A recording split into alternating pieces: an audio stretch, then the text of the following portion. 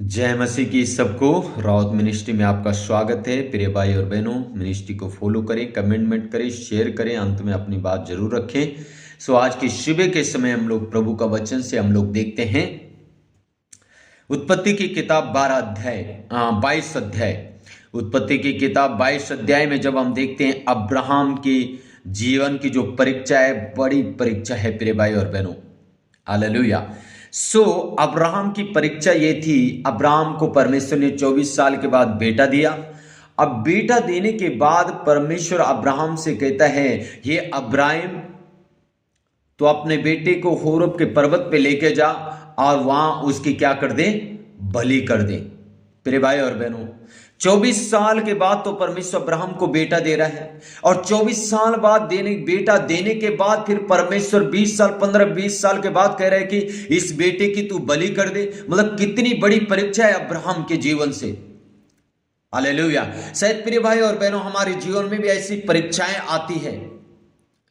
Hallelujah. जब Abraham को परमेश्वर ने कहा, अब्राहम ने उठा, अपने बेटे को संग लेके चला, कुछ नौकरों को संग लेके चला, गधे में बैठे और चल पड़े। जब पहाड़ के नीचे पहुंचे, वहां अब्राहम ने अपने दासों को कहा, अपने सेवकों को कहा, तुम यहीं रहो। और वहां से अब्राहम और उसका बेटा ऊपर पहाड़ पे चल पड़े। प्रिय भाई और बहनों, जब वो पहाड़ में चल रहे थे तब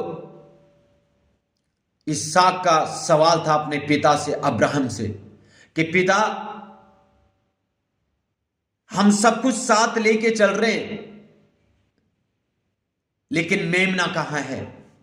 अब्राहम ने अपने बेटे इसहाक से कहा, परमेश्वर आप ही उपाय करेगा।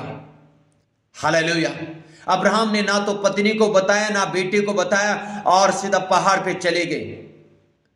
बेदी बनाई। बेदी में अब्राहम ने अपने बेटे इसहाक को लकड़ी के बीच में रख लिया, उसके बलि करने के लिए तैयार है।